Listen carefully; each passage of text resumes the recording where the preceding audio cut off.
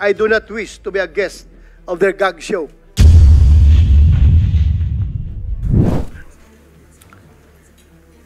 As of the moment, present are the Senate President Pro Tempore, Senator Jinggoy Estrada, and the Majority Leader, Senator Tol Tolentino, the Deputy Minority Leader, Senator Risa Ontiveros. As of the moment. And online, I forgot, online is Senator Cynthia Villar. And we show on the screen also the video feed of Senator Cynthia Villar. So the chairman will now deliver his opening statement. Magandang umaga po sa inyong lahat. Welcome to the first hearing of the subcommittee of the Blue Ribbon Committee, which was given the responsibility of investigating the Philippine War on Illegal Drugs. Allow me to thank Senate President Chis Escudero, the chairperson of the Blue Ribbon Committee, Senator Pia Cayetano, and of course my colleagues here in the Senate, and we are just being joined by Senator Bato de la Rosa, for the trust you have placed on this representation to chair this subcommittee. Our assignment will not be an easy task. I shall conduct this investigation without fear or favor, and I will simply follow the evidence.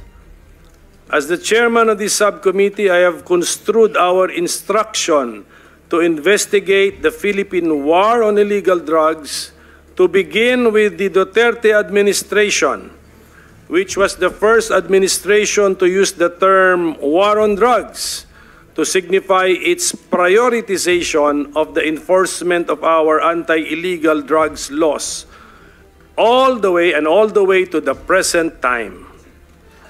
Under our Senate rules, the Blue Ribbon Committee has jurisdiction over matters relating to investigation of malfeasance, misfeasance, and nonfeasance in office by officers and employees of the government.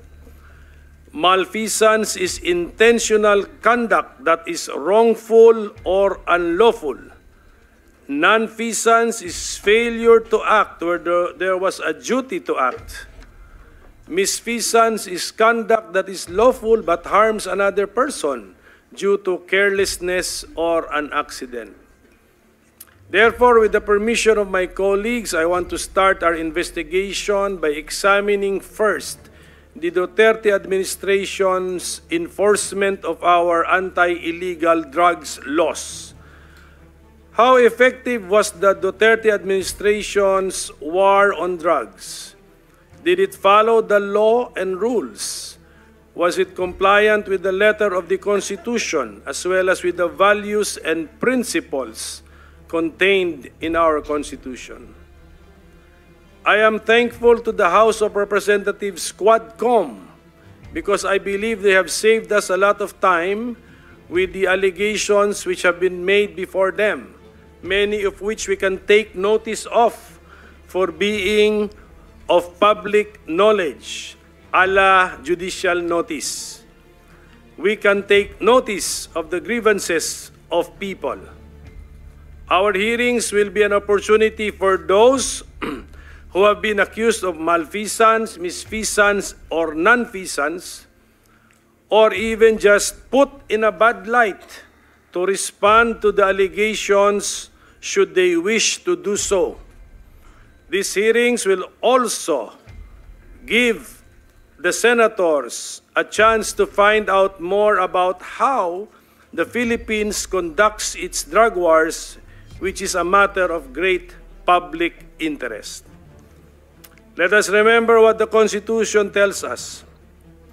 Public officers and employees must at all times be accountable to the people, serve them with utmost responsibility, integrity, loyalty, and efficiency, act with patriotism and justice, and lead modest lives.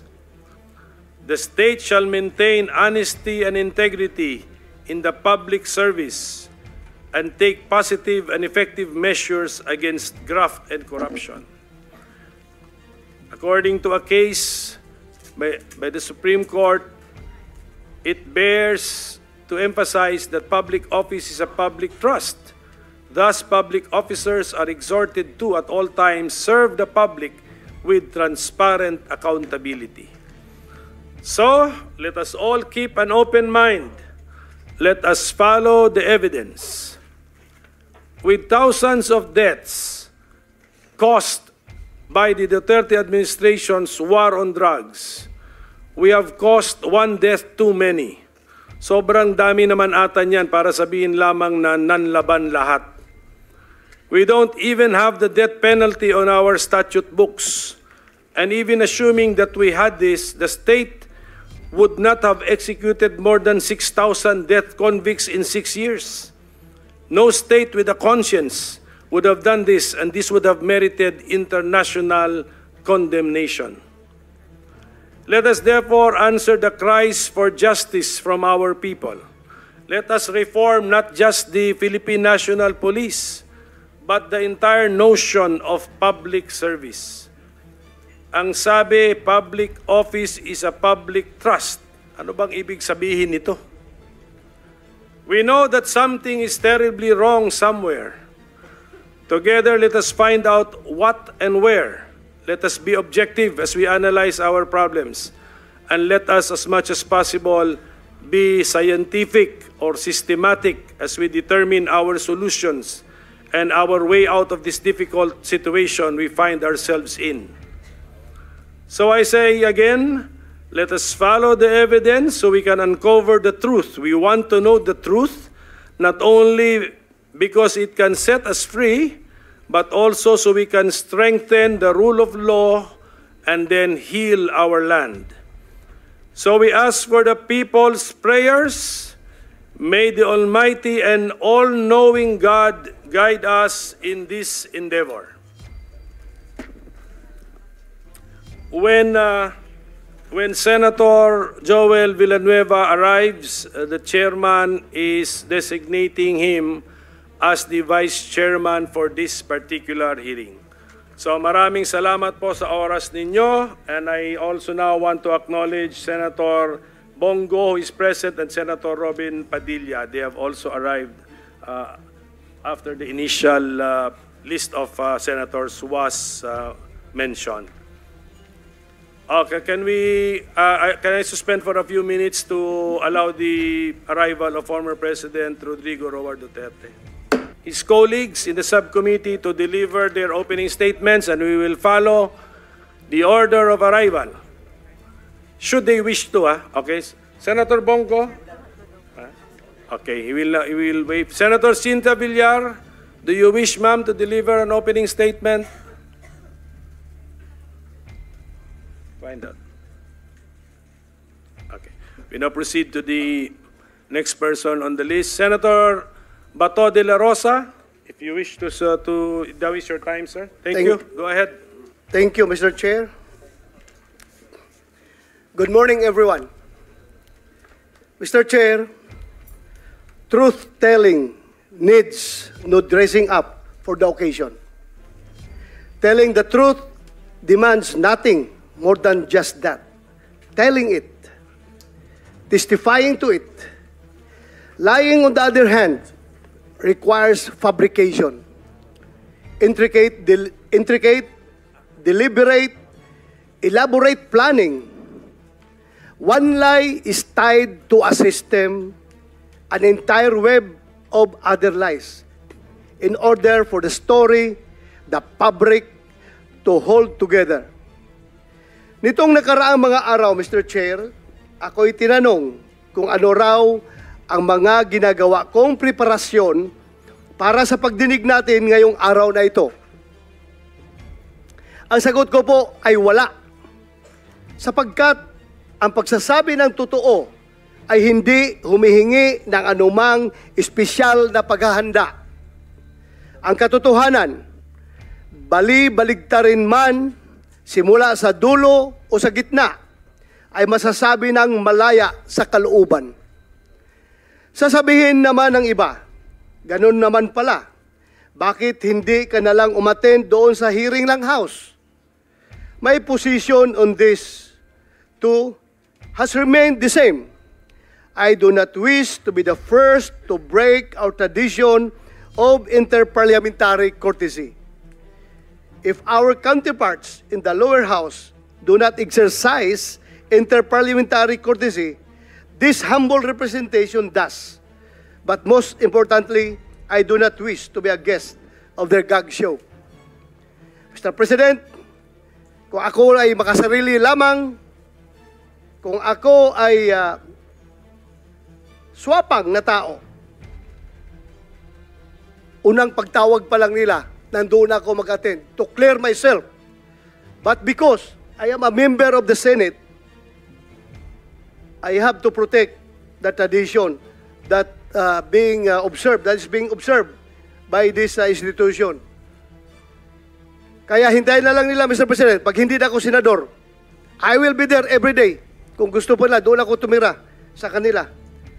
Pero sa ngayon na ako senador pa, please naman, sana respetuhin nila yung ating interparliamentary courtesy. Ayaw kong magiging president, Mr. President. Pagdating ng araw, in the future, lahat ng mga senador na mabubwisit sa kakatawag sa kanilang pangalan kapag ang kanilang pangalan ay na-implicate sa investigation na ginagawa ng other house, ay punta na lang ng punta at wala nang magawa na legislation. Kaya po ako naririto ngayon, hindi lamang bilang isang vice chairperson ng committee ito, kundi bilang isang resource person. As a former PNP chief during the Duterte administration, I have been tagged multiple times as the face of the war on drugs. The same war on drugs openly supported by both the Senate and the House of Representatives, and of course supported by our people. Perhaps I am one of the best persons to contribute to today's discussion. I am here, Mr. Chair, to tell the truth, and as I do so, witness the web of lies come undone, one thread at a time. Today, I say duty calls. My duty to the truth and nothing but the truth. So help me God. Daghang salamat, Mr. Chair.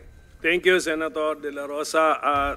The chairman apologizes for forgetting our tradition here in the Senate that the Senate officers, when they are present, they are given priority in line, Mr. President, ladies and gentlemen. So, let me now recognize our Senate President Pro Tempore, Senator Estrada, if he cares to deliver his opening statement. Thank you, Mr. Chair. Good morning, Mr. Chair, my esteemed colleagues, and to all our resource persons, particularly former President Rodrigo Roa Duterte.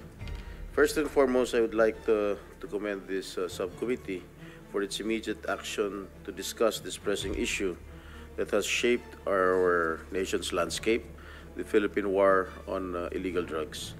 The War on Illegal Drugs campaign, which was started to fight the drug problem that jeopardizes our community's safety and well-being, has generated a lot of discussion about its strategies and ramifications.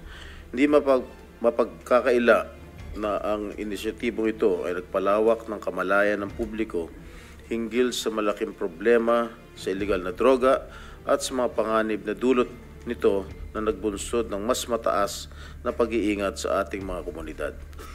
Habang kinikilala natin ito at ang pangangailangan na tugunan ang mga krimeng may kaugnayan sa illegal na droga, mahalaga rin na isaalang-alang ang mga karapatang pantao at dignidad ng lahat ng individual na apektado. Let's approach this issue with an open mind and a commitment to identifying a policy that genuinely benefits the Filipino people. Maraming salamat po, Mr. Chair. Thank you, Senator Estrada. Next would be our majority leader, Senator Tol Tolentino. Thank you, Mr. Chairman. Mr. Chairman, before I proceed with my opening statement, just a point of parliamentary inquiry. Are we now using, because I used to be the chairman of the Blue Ribbon Committee, and we amended the rules last year, August 17, 2023 to be exact. Are we now using are we now adopting the amended rules of the Blue Ribbon, Mr. Chairman? To answer the question of the Majority Leader, we are of course operating under the new rules of the Blue Ribbon, Mr. President.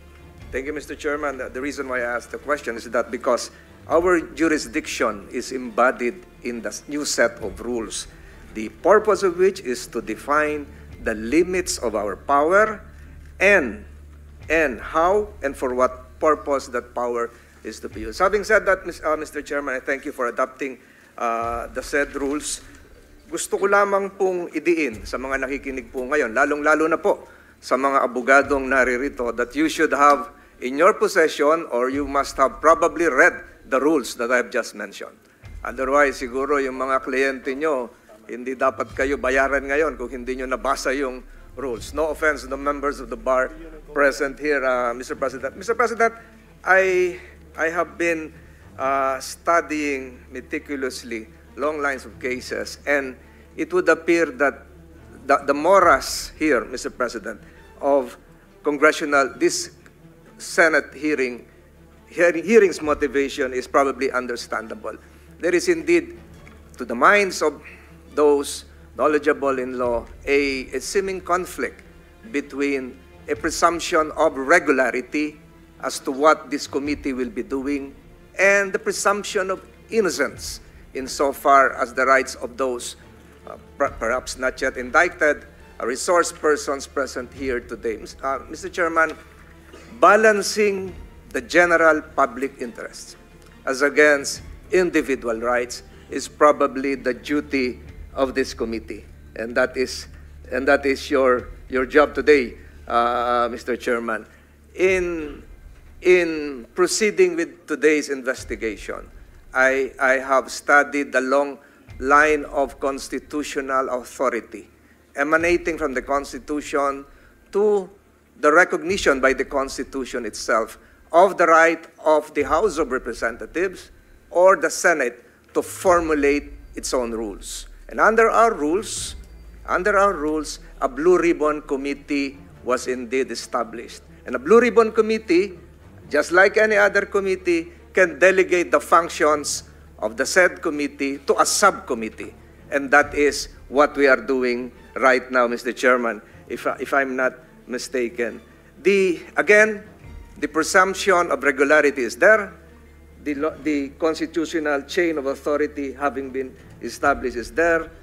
But what is now needed, Mr. Chairman, is for the committee to really, as what the Senate President pro tempore mentioned a while ago, exercise and allow that the word respect should permeate the proceedings today, Mr. President.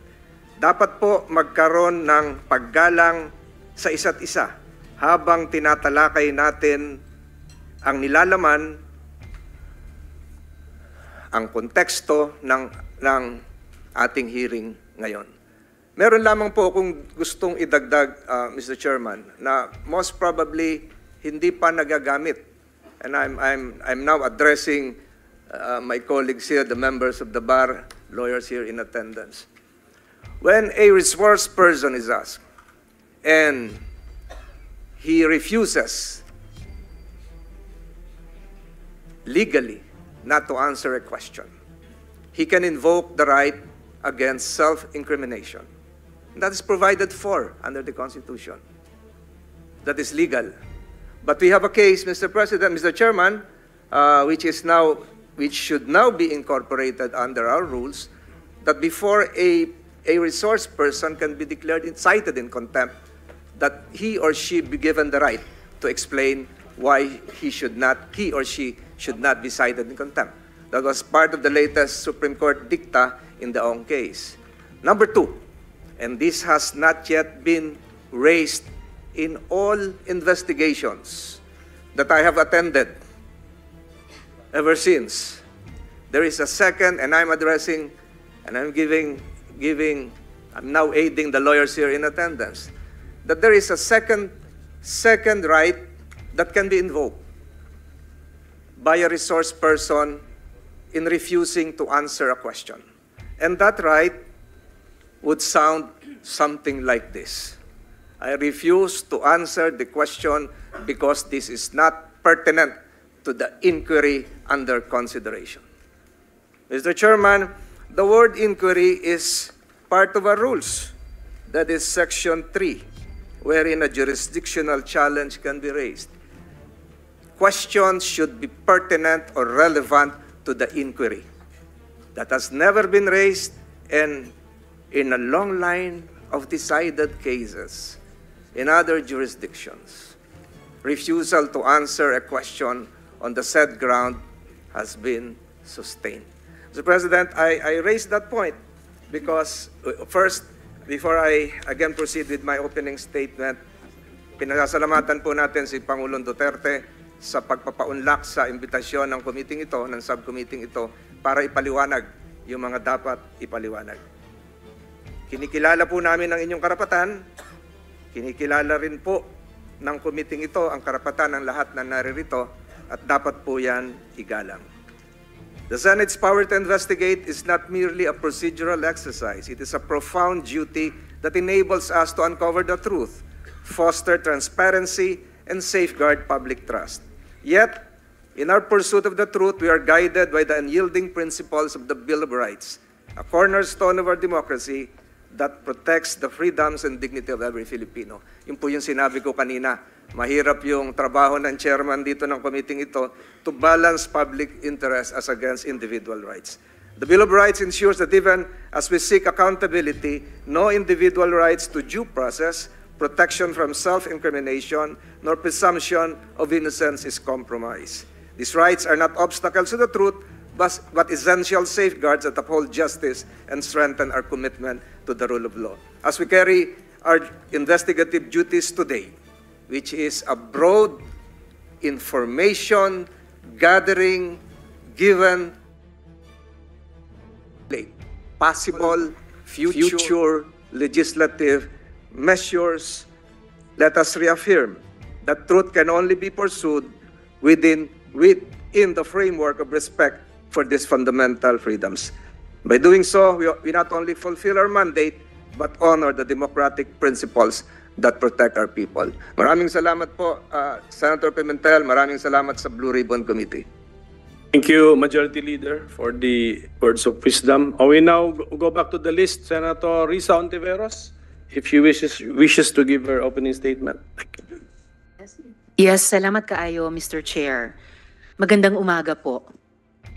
Nagpapasalamat ako sa ating chair dahil una nating maririnig ang kwento ng mga biktima at naulila ng war on drugs. Their stories deserve to be heard and should spur us to action. Mga kababayan, dati, walang kagatol-gatol na nangako si President Rodrigo Duterte na papatayin niya ang kapwa niya Pilipino.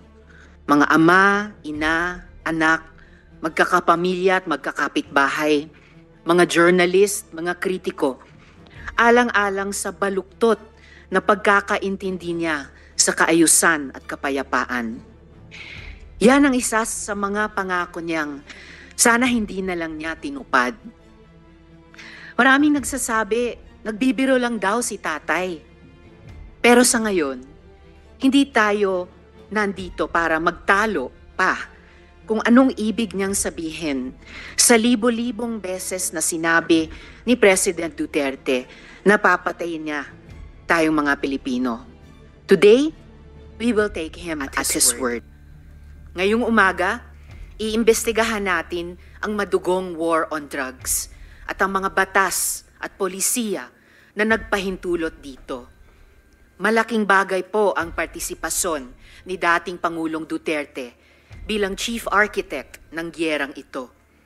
Kulang ang anumang investigasyon kung hindi siya tatanungin. Ngunit, hindi ito tungkol lang sa kanya dahil bawat biktima ng EJK at mga naulila nila ay biktima ng sistematikong pang-aabuso. In the end, the perpetrators were even rewarded. Pare-pareho ang resulta ng investigasyon. May organized kill list, summary executions, May mga aligasyon ng planted na ebidensya hanggang sa nabalot na ng takot ang mga barangay natin. Mga nanlaban daw kasi yan, sabi ng ating mga pulis. Kung kampanya talaga ito laban sa droga, bakit tinatayang 122 na bata ang napatay, kabilang ang 1 taong gulang na sanggol na walang kamuwang-muwang? Nanlaban?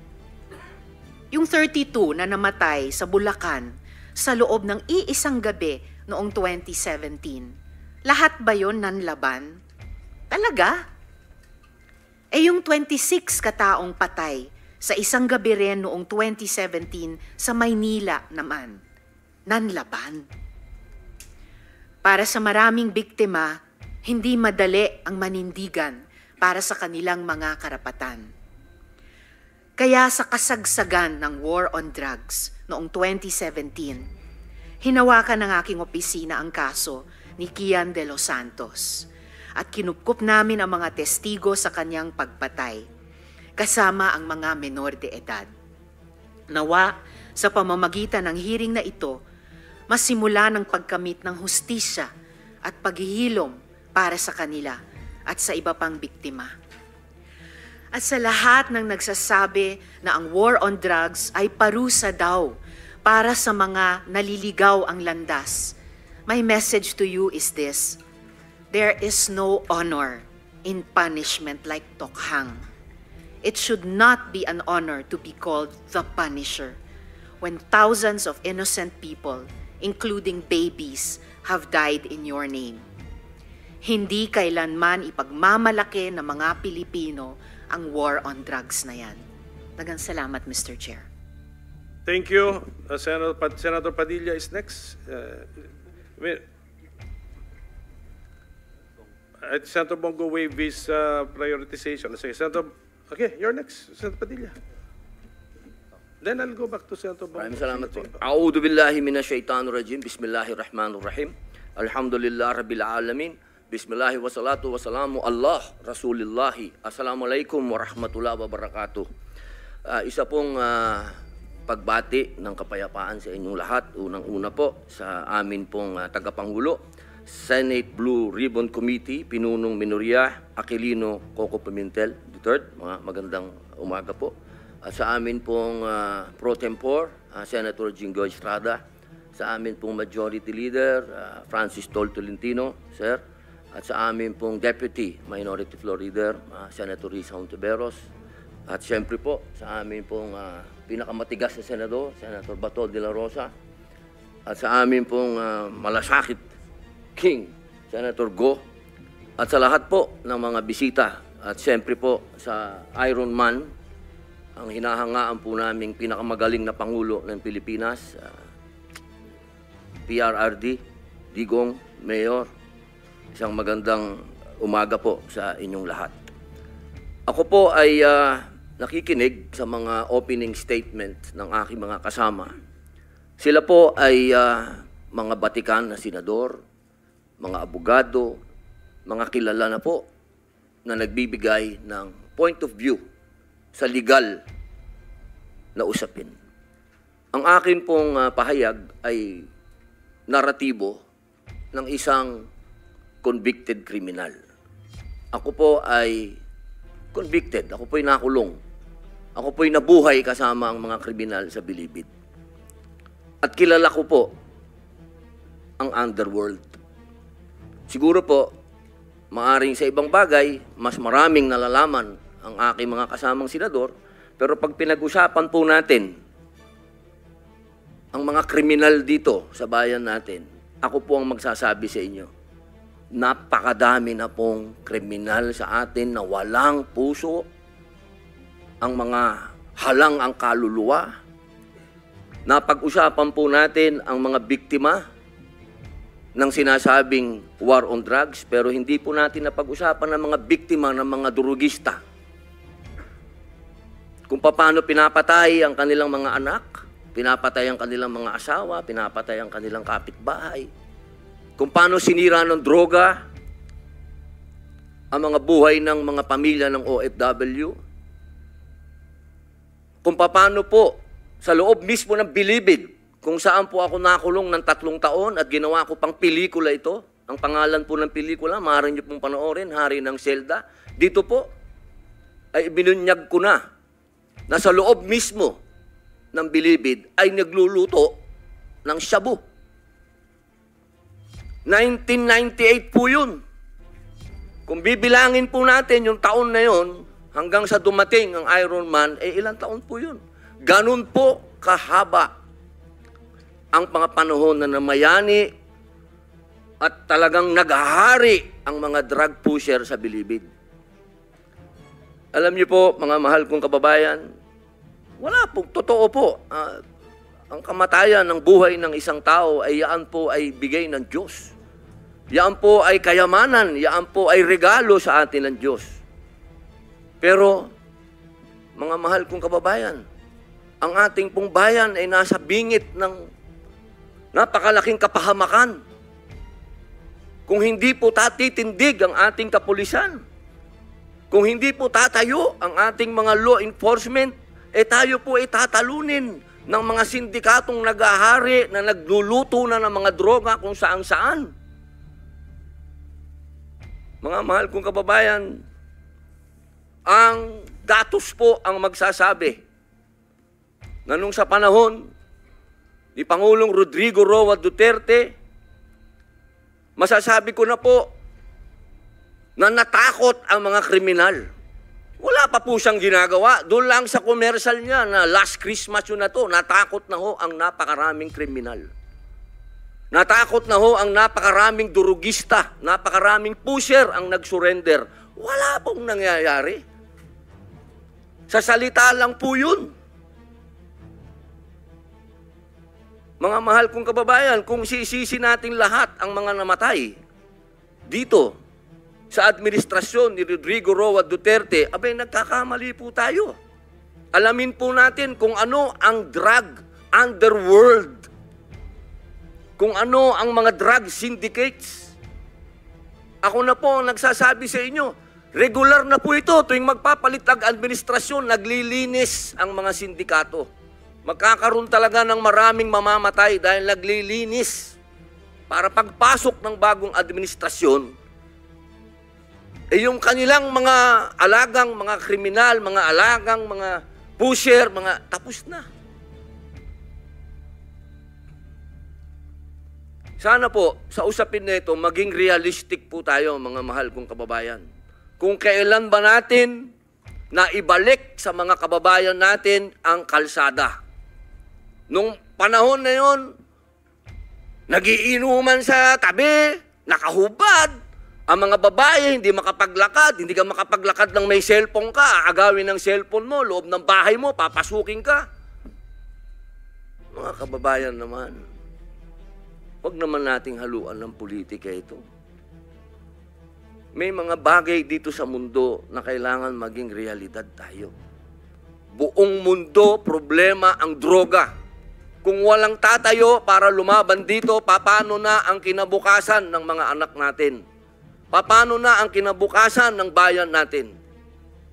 Kaya sana po ang inihiling ko sa lahat dito sa pagdinig na ito, iwasan ng politika at tingnan po natin kung saan talaga tayo tutungo ang bayan natin. Mga kababayan, lubog na po tayo sa utang, lubog pa tayo sa tubig, pati ba naman sa ganito, lubog pa rin tayo. Yun lamang po, maraming salamat po.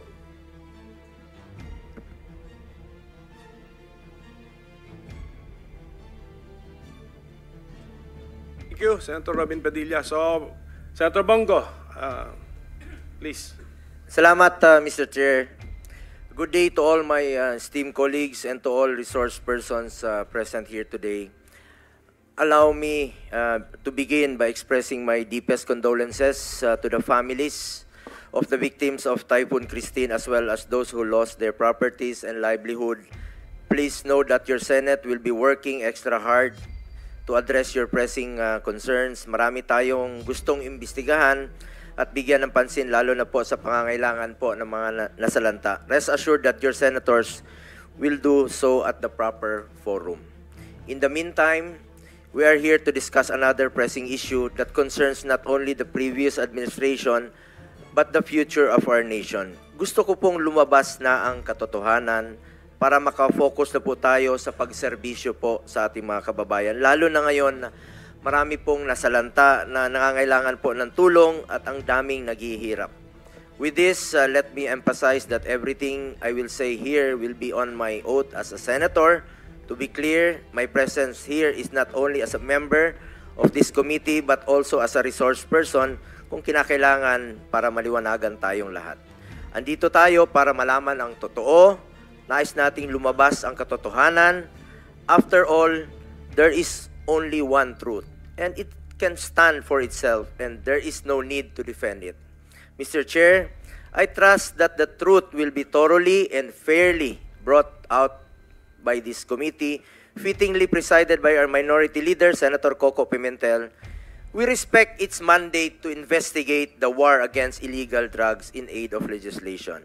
In fact, I filed a resolution to investigate the war on drugs dahil gusto nating malaman ang totoo. Gusto nating makapagsalita ng malaya at na walang takot ang mga naimbitahan dito, walang public shaming, walang trial by publicity, katotohanan lamang po at hindi politika. The Filipino people must realize the truth at kung ano ang naidulot ng kampanya laban sa illegal na droga at kung nakinabang ba ang mga Pilipino. Mr. Chair, bago mahalal si dating Pangulong Duterte, talamak talaga ang illegal na droga noon. Napasukan ito ng sindikato at karamihan dyan armado. Kahit ang hanay ng pulisya na infiltrate, systematic talaga ang problema. Kaya naman kinailangan po ng kamay na bakal para solusyonan ito. Kaya nga nanalo si dating Pangulong Duterte dahil sa kanyang campaign promise to get rid of illegal drugs, criminality, and corruption na mga salot po ng lipunan. Mr. Chair, ang sambayan ng Pilipino na po ang humusga. Kung nakakapaglakad ba sila sa gabi na walang takot sa daan, pati po yung mga OFWs natin sa abroad, nagkakaroon ba sila ng peace of mind dahil ligtas ang mga mahal nila sa buhay na nakakauwi po sa gabi na hindi nasasaktan at hindi nababastos. Nung panahon ng panunungkulan ni dating Pangulong Rodrigo Duterte, 55% o halos 6 sa bawat 10 barangay sa buong bansa ang naging drug-free. Resulta po ito ng pagkumpiska sa lampas 76 billion na halaga ng droga na pakalat-kalat noon sa ating mga lansangan. Base rin po sa datos, 79% o halos 8 sa bawat 10 Pilipino ang sumusuporta sa kampanya laban sa illegal na droga. Sa unang 5 taon naman ni Pangulong Duterte sa pwesto, mahigit 70% ang ibinaba ng crime rate sa buong bansa. Bukang bibig po yan ng ating mga kababayan kung gaano sila kapanatag, lumabas sa lansangan, kahit sa 10 oras ng gabi dahil alam nilang ligtas sila at ang kanilang mga anak. Ako mismo, meron po ako nakakasalubong sa mga 7-Eleven, nagpapasalamat na ligtas na raw po ang kanilang mga anak. Kaya naman po nananatiling mataas ang approval at trust ratings ni Pangulong Duterte mula simula hanggang pagtatapos ng kanyang termino. Ito ang patunay na kinikilala ng sambayanan ang mga positibong pagbabagong dala ng kanyang pamamalakad. The war on drugs of the previous administration, lest we forget, enjoyed widespread public support across all sectors. Mr. Chair, hindi po natin maikakaila. People are now seeing the difference on how once upon a time they felt safe in the streets and their communities. Mr. Chair, nakakalungkot dahil bumaliktad na po ang panahon, nagbago na po ang ihip ng hangin, ang pinagsikapan at pinaghirapan po ng nakarang administrasyon na linisin ang bansa laban sa kriminalidad at droga, ganon-ganon na lang po ngayon kung baliwalain. Mr. Chair, ganun ba natin itrato ang sakripisyo ng mga alagad ng batas noon? Imbis na pasalamat tayo sa kanila at sila po'y naging bayani noon, sila po ngayon ay tila binabasura. Nung panahon ng war on drugs, panay puri ang naririnig natin. Napakaganda po ang ginawa ni PRRD. Bakit makalipas po ng 3 taon, puro paninira at paninisi na? Paano naman po yung mga taong nagtrabaho at tumulong para maibalik ang peace and order? at paano rin po yung mga magagandang naidulot sa mga Pilipino ng laban kontra droga. But Mr. Chair, this does not mean that the Duterte administration sanctioned human rights abuses. Ang tanging hangarin ni dating Pangulong Duterte ay linisin ang ating bansa at labanan ang mga naghahasik ng lagim, lalo na po sa pagdating sa illegal na droga. Sa pagkakaalam ko, kailanman ay wala siyang ipinapatupad na anumang sistema kapalit po ang buhay ng sinuman. Ayaw natin na mismong mga alagad ng batas ang lalabag sa karapatang pantao at ayaw rin nating mangyari ang mga durugista ang maghahasik ng lagim sa bawat kalye na ating dinadaanan.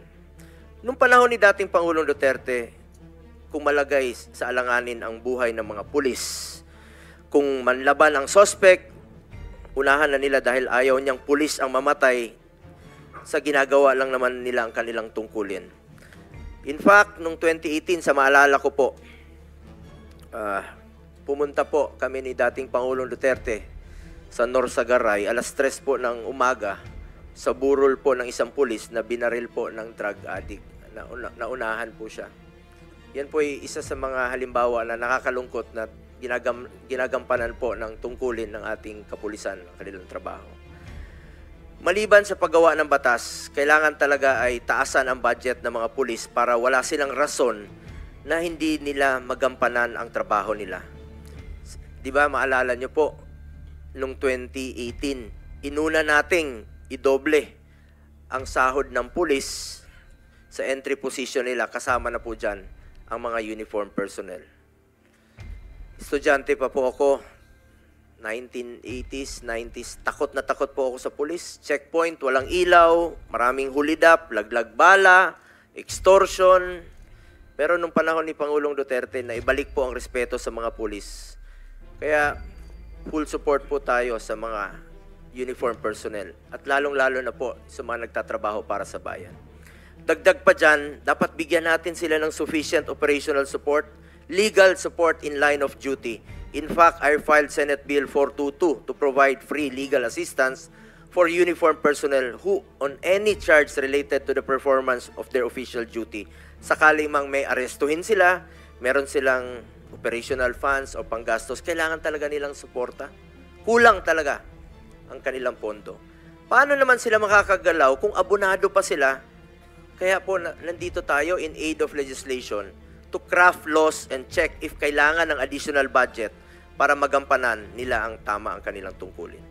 Let me reiterate, my fellow legislators, I was once quoted in relation to PRRD's anger towards these ninja cops, no? Dahil full support nga po siya sa mga pulis, tapos meron pang mga ninja cops. Nag-imbestiga tayo dito mismo sa Senado. Natanong ako tungkol dito at sinabi ko, oo, galit talaga siya sa mga ninja cops. At dahil dito, tinakot niya talaga para ma-intimidate sila, para matakot po sila. Iba po ang pananakot para ma-intimidate at iba naman po ang usapan, ang reward. Ang alam ko, walang reward system na ipinapatupad si former President Duterte laban sa sinumang sibilyan, mapa-drug lord man o karaniwang tao na sangkot sa illegal na droga. Walang basihan ang mga paratang na binitawan sa mga pagdinig na di umano'y reward system kapalit ang buhay noong panahon ng war on drugs ng Duterte administration. At habang nasa usapin tayo ng pera, taliwas po sa sinasabi ng iba, ni minsan po, hindi po ako authorized, hindi ako humahawak ng pera. Sinasagot ko lang po ito dahil sa mga pagdinig, no, na nababanggit po ang ating pangalan. Never po ako nag-handle ng budget of finance matters, kahit nung mayor pa po si Pangulong Duterte. Taliwas din po sa sinasabi ng iba. And in fact, maraming nadadamay. Si Muking, who is not employed in the Senate, was a personnel in the office of the President noon. At tulad ko, scheduling, administrative work, mga clerical work, I'm sure lahat kayo nagpapa-appointment po sa amin through Muking. Noong unang panahon, sobrang busy po yon. Marami pong opisyal na lumalapit sa amin. At even during the time of the pandemic, no, kailangan ng tulong at hindi po namin tinatanggihan yan. Sa abot ng aming makakaya ay pinapansin po namin lahat ng hinaing. Nais ko rin klaruhin ang naging trabaho o role ko po sa administrasyon ni dating Pangulong Duterte. I was appointed and faithfully served as Special Assistant to the President, or SAP, from 2016 to 2018 as per Section 2 of Executive Order 2016-01 as SAP. I exercise mere oversight functions of 3 independent and cross-functional offices, of which are OSAP, Office of the Appointment Secretary, and Presidential Management Staff. As stated in the Executive Order creating OSAP, our functions were limited to scheduling, appointments, and presidential engagements. Our mandate did not include sensitive matters like police operations. Walang kinalaman po ang aking opisina o sino mang staff nito noon sa operasyon at organisasyon sa government security sector, mapamilitary o kapulisan. Whether directly or indirectly, we had no participation in these operations. In 2018, I left the executive branch when I resigned in order to run for and eventually be elected as senator in 2019 as a legislator and chairman of the Committee on Health during the time of COVID-19 pandemic. I supported and coordinated closely with the executive branch to be able to formulate policies and legislation that would improve our response to the pandemic. We passed Republic Act 11469, or the Bayanihan to Heal, as one law, Republic Act 11494, or the Bayanihan to Recover, as one law, and Republic Act 11712, or the Public Health Emergency Benefits and Allowances for Healthcare Workers Act, among others. Beyond my mandate as a senator, nangako po ako kay Pangulong Duterte na hindi ko po siya iwanan at lalay pa rin po ako sa kanya sa pangangailangan niya po in my own personal capacity. Kaya naman po, sinasamahan ko siya at kadalasan po ay sa personal ko po itong kapasidad. At lalong-lalo na po sa kanyang mga pangangailangan medical, lalo na po na tumatanda na siya, kakaedad na po si Pangulong Duterte, at pangako ko sa kanya noon at hanggang ngayon ay hindi ko po siya pababayaan. I am one of the most accommodating persons. Alam niyo po yan. Bukas po ang aking opisina, kahit alas 12 ng gabi, pwede kayong tumawag sa akin. Karamihan po sa inyo, maging mga kasamahan natin sa lower house, ako po ang nakasanayang tawagan kung may gusto po silang iparating kay Pangulong Duterte, kahit senador na po ako. Invitation sa birthday, at lahat ng mga reklamo, pinapakinggan ko po yan. Siyempre, hindi ko naman alam ang lahat ng sagot sa mga reklamo. Kahit si former President Duterte, hindi niya rin po lahat alam sa lahat, sa dami po ng kanyang ginagawa. Kaya naman, kung may mga gustong magpa-verify ng mga information, maraming reklamo, scammers, manloloko, extortionists, we refer it to CIDG, NBI. Doon tayo tumatawag para malaman ang information. Ito siguro ang tinutukoy ng mga ilang opisyal, no? Including Police Colonel Leonardo, na sisikapin nating sisiyatin, no? Dahil sa amin talaga lumalapit at humihingi ng tulong. Kahit nung nasa Office of the President pa ako, kapag may concerns or reports that are confidential in nature, pinapasa ko po yan sa kinauukulang ahensya. All reports na directed kay President Duterte, siya lang po ang pwedeng magbasa, classified information, or documents ang tawag dyan. Ngayon, nandito po tayo para malaman kung may naging pang-aabuso ba sa hanay ng kapulisan at nagamit ba ito sa pansariling interest. With this information, we can then craft the necessary legislation to better serve our countrymen. As Chairman of the Committee on Health and Demography and Vice Chairperson of the Committee on Public Order and Dangerous Drugs, we want to find ways to improve our continuing fight against illegal drugs through the creation of meaningful policies. As we know, the drug menace is also a health issue. Drug dependents should be treated as victims in dire need of medical, psychological, and spiritual help, with a chance of being successfully reintegrated into society as healthy and productive citizens. Para itong sakit sa lipunan na ayaw nating kumalat. Kagaya ng kahit anumang sakit, importante po dito ang prevention at early detection. Maghanap po tayo ng paraan para hindi lumala at hindi malulong ang ating mga kababayan dito. Tulungan nating gumaling at magbagong buhay ang mga nalulong sa droga. The past administration had shown equal concern for the rehabilitation and reintegration of drug dependents by directing executive branch of the government to support the establishment of drug abuse treatment and rehabilitation centers. Meron pong mga rehabilitation centers na ipinatayo, umpisa pa lang po ng administrasyon ni dating Pangulong Duterte.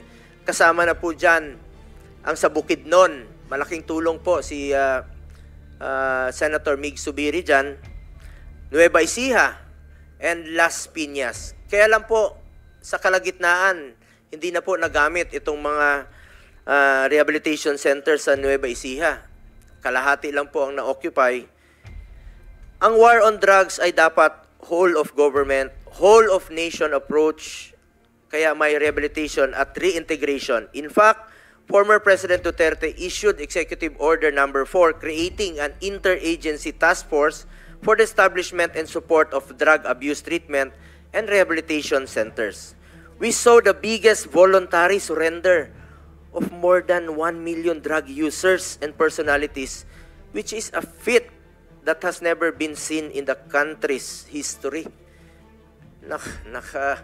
Ang dami pong sumurrender nun kay then Chief PNP. 1.6 million po ang sumurrender. First 6 months po ito. Kulang na kulang nga po yung mga lugar, no, kung saan sila magsusurrender. Nagkulang po ang mga preso dahil sa dami po ng nagsurrender. Nagsurrender po sila dahil sa paniniwala nila na seryoso po ang war against drugs ni Pangulong Duterte. Bilang mambabatas, trabaho natin na suriin ang mga pulisiya laban sa droga noon at ngayon at makagawa ng mga bagong batas na kinakailangan upang maisulong ang drug abuse prevention, mapagtibay ang law enforcement, masagip ang mga nabibiktima upang magbagong buhay at mapalakas ang rehabilitation efforts. Bigyan po natin sila ng pagkakataon na magbagong buhay po. For my part, as early as 2019, I already filed a bill, Senate Bill 428, which would establish drug abuse treatment and rehabilitation centers in every province. I also filed Senate Bill 2115 to have vocational and livelihood programs for rehabilitated drug dependents. Bilang chairman po ng Committee on Health, Sports, and Youth, naniniwala po ko na isang health concern po na maaring matugunan sa pamamagitan ng maayos na rehabilitation at maging sa pag-promote sa sports. Hanggang ngayon po, sa kakaikot ko po sa buong Pilipinas, isa rin po ako sa author at co-sponsor ng National Academy of Sports. Iniinganyo ko talaga mga kabataan to get into sports, stay away from drugs, to keep us healthy and fit. This approach is also in line with the thrust of this administration that attention must be also directed towards the rehabilitation and recovery of victims. Apart from the accessibility of facilities, ito po'y napaka-importante. Sana po'y magtulungan tayo dito. We also have to look into the process to be admitted to these centers. Currently, a commitment order from the court is required to be admitted to rehab centers. Marami pong mga drug user ang gustong magpa-rehab, pero napakahaba po ng proseso. Kaya kadalasan, naisip nila na wag na lang magpa-rehab. Ang resulta, try to heal on their own. Walang intervention, bahala na. Kailangan nating ayusin ito dahil time is of the essence sa mga gustong magbagong buhay. We also have to look into mandatory counseling for victims and empower DSWD to help victims of this societal ill. As chairman of the Senate Committee on Youth, I also suggest crafting laws that would include in the school curriculum the knowledge and information necessary to prevent vices such as illegal drugs. We, as legislators, must work together to prevent abuse of power and protect and respect and uphold human rights. I have consistently worked to increase the budget for the operations of the Philippine National Police and the Armed Forces of the Philippines.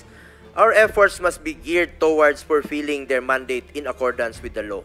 Gamitin natin po ang investigasyong ito at hearing na ito upang siguraduhin walang pang-abusong mangyayari tungo sa ating isang hangarin na labanan po ang droga. I urge both houses of Congress, magtulungan po tayo dito. Kilala niyo po ako.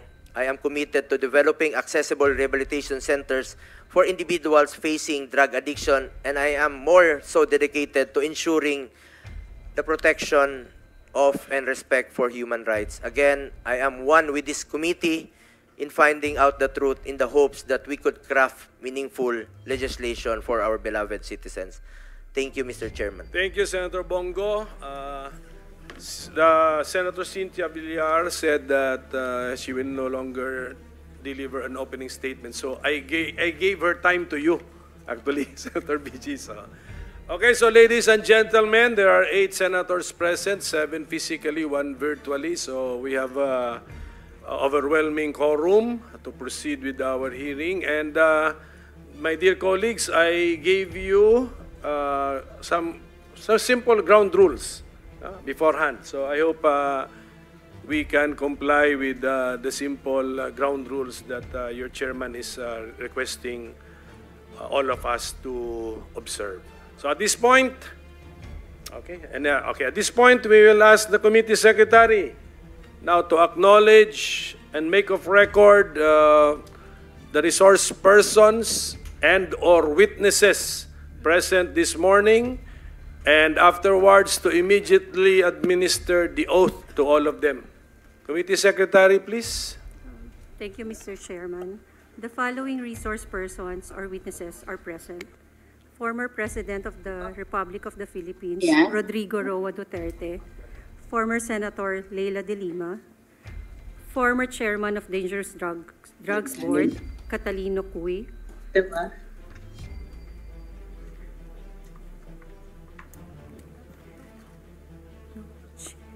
Chief of Hospital, DOH Drug Abuse Treatment and Rehabilitation Centers, Dr. Jose Liabres. From DSWD, Kevin Bumagat. Chairperson of Commission on Human Rights, Attorney Richard Palpal Latok. Retired General Romeo Karamat Jr., Inspector General of Internal Affairs Service, Attorney Brigido de Jesus Dulay. Lieutenant Colonel Jovi Espinido. From Davao City Police Office, Colonel Lito Patay. From PNP Drug Enforcement Group, Colonel Hector Grijaldo. Also present is Major Emil Garcia. Former PNP Chiefs, Retired General Archie Francisco Gamboa, Retired General Debold Sinas, Retired General Vicente D. Danao, former PIDEA Director General Aaron Aquino, former Presidential Legal Counsel and Presidential Spokesperson, Attorney Salvador Panelo, former Chairman of Presidential Anti-Corruption Commission, Mr. Greco Belhica, former Mayor of Iloilo City, Jed Patrick Mabilog, Chairman of Free Legal Assistance Group, Attorney Jose Chel Diokno, founder of Program Paghihilom, Father Flaviano Villanueva, widow of Joselito Gonzalez, Miss Cristina M. Gonzalez, representative of the parents of Kian Santos, Mr. Randy De Los Santos. That's all, Mr. Chair. Can we proceed with the administration of the oath? Mr. Chair, wait a minute, please. before we administer the oath, may we know if Kerwin Espinosa was invited?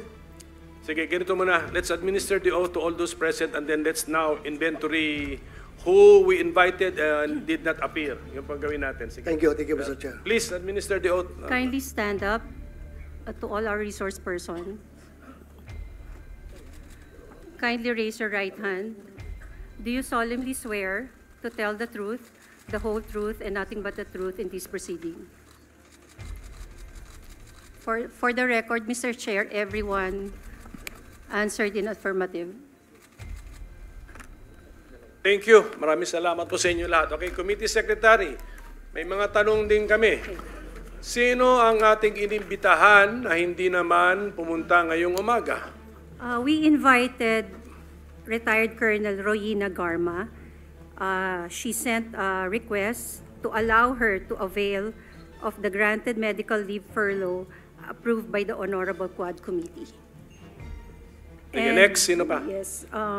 We also invited Edilberto Leonardo, but currently he is infected with COVID-19. We also invited Gerardo Padilla, but we did not get any reply. Padilla, sir, former director of the Directorate for Reformation. But he Bureau of got Corrections. our invitation. Is that confirmed? Your Honor, there's no acknowledgement, but we sent our invitation. Sige, so who's the, meron pa ba? Sino pa? We also invited General Oscar Albayalde,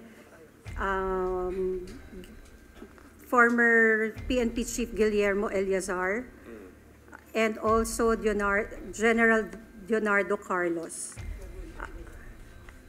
Kerwin Espinosa, sorry, Your Honor, we sent our letter, but no reply. So with that, Mr. Chair, may I put on record that next hearing, these people should be required to attend. Yes. Hindi pa yata tapos. Go ahead. Sino We pa? also invited retired General La Peña and retired General Wilkins Villanueva. They promised to attend the next hearing, sir.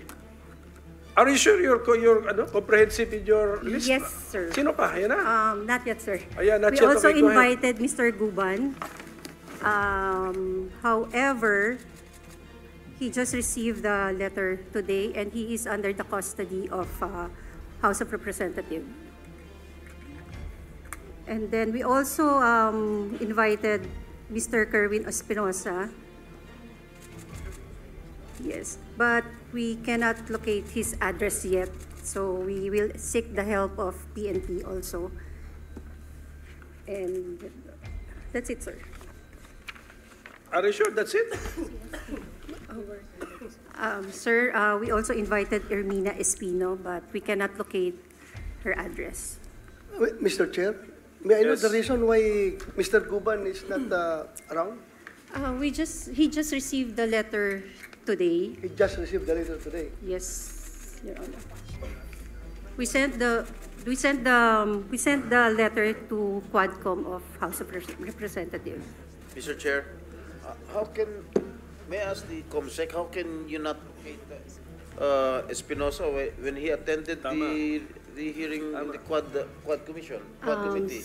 Your Honor, we asked the Quadcom Committee Secretary for his address, but he did not reply.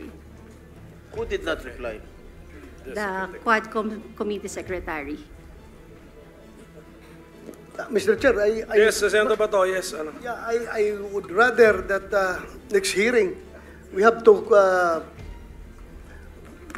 require their presence, Mr. Chair, because I can only surmise with their absence that they don't want their statements that they have given before the House of Representatives to be debunked before this body, Mr. Chair. Ayaw nilang lumabas ang katotohanan kapag ayaw nilang pumunta dito. So that's it. That's my only observation, Mr. Chair. Mr. Chair, Yes, I Senator just would like Estrada. to amend the motion of Senator Bato that we issue a subpoena duces tecum against all those who were invited but did not attend in today's hearing.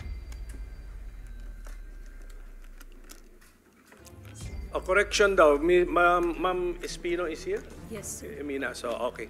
So, I'm sorry. Subpoena ad Basta- testificandum. Yes, okay, ganito. I'm sorry. Okay, ganito gawin natin, okay? It has been manifested that Mr. Guban is under the custody of the House.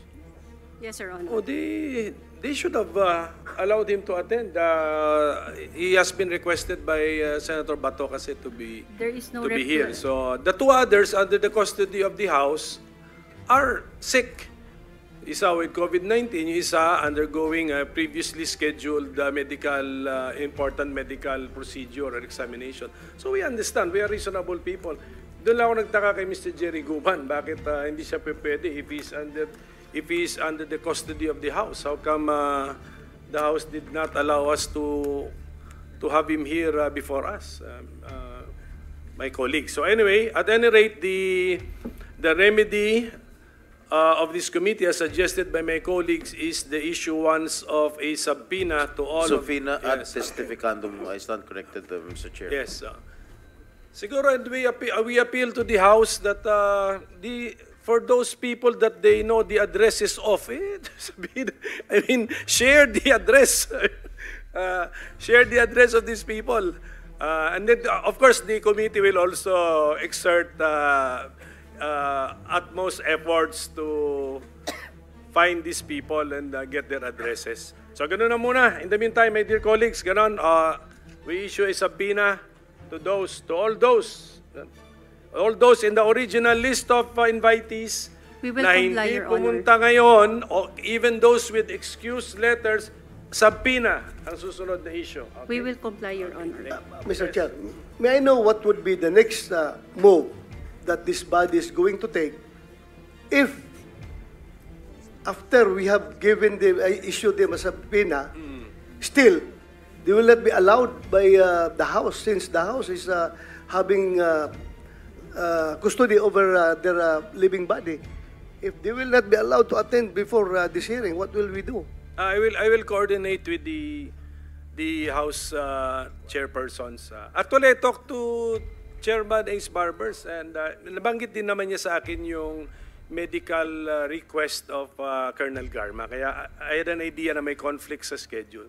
But si Jerry Guban, I'm surprised bakit hindi nila mapadala rito. So, but we will coordinate. Siguro doon na muna.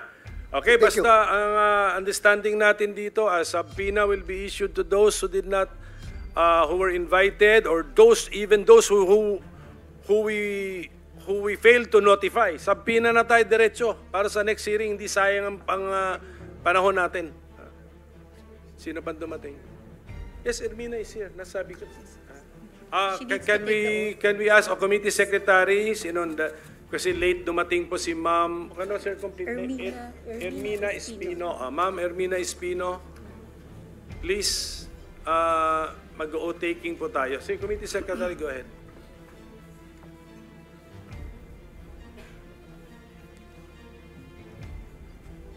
And Mr. Chair,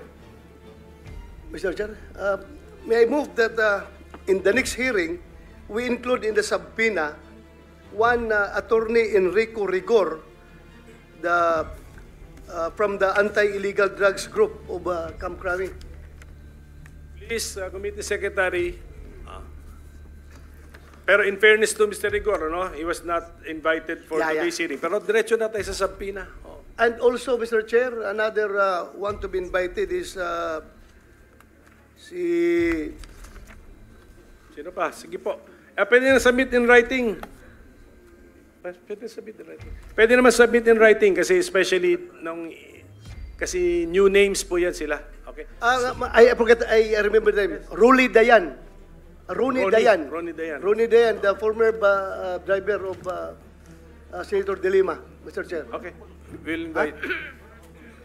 I don't know kung nakakulong, basta we have to We will find out the personal circumstances, the present personal circumstances of Mr. Dayan.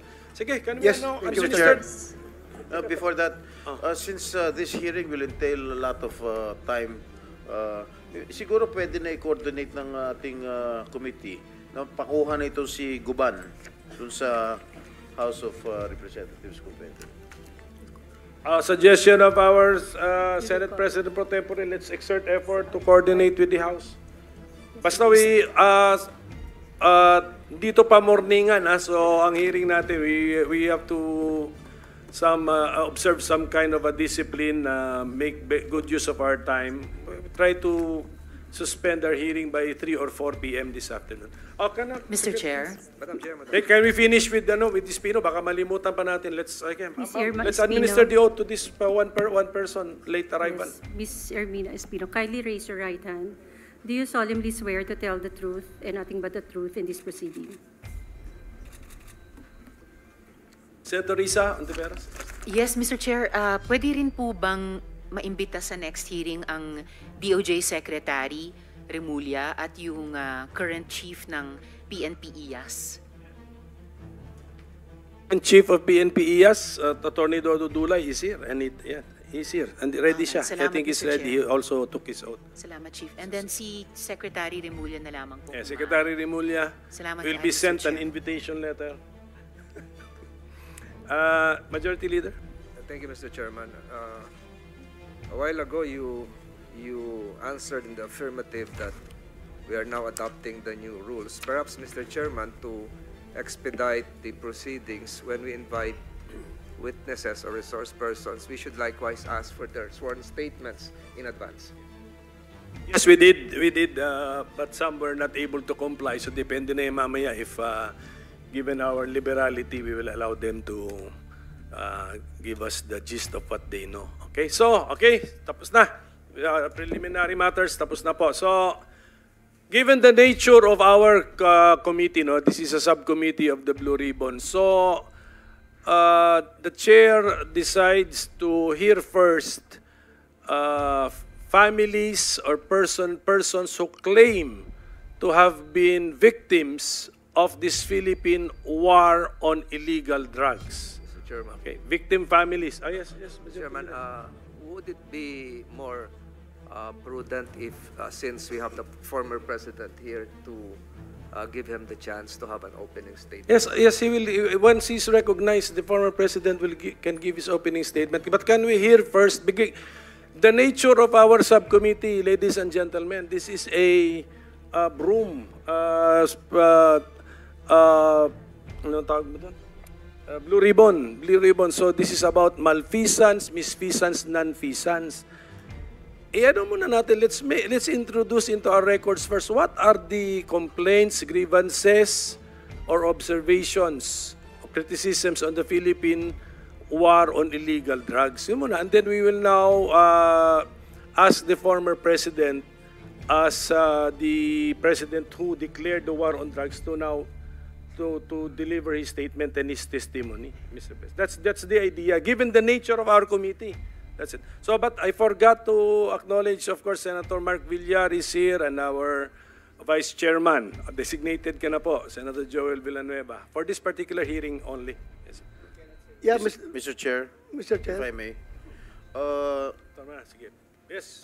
With all due respect, Mr. Chair, it has been a tradition during all committee hearings that we give courtesy to our resource persons to have their opening statement.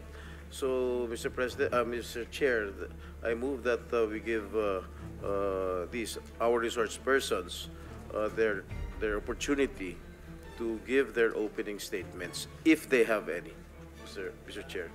And Mr. Chair, Yes, go ahead. Go ahead, Senator if Bato. we add to the motion of Senator Jinggoy, if it is a motion, if you look at the former president, he's already sleepy, Mr. President, Mr. Chairman. So baka mamaya makatulog dito. Please, kung pwede, unahin natin siya. With all due respect, alam natin matanda na siya and inaantok. Baka mamaya makatulog, Mr. Chair. Baka pwedeng unahin natin siya. Thank you, Mr. Chair. For humanitarian consideration, Mr. Chair, yun lang sa akin. Okay, so there's an appeal. So can I suspend so that we can come up with a consensus?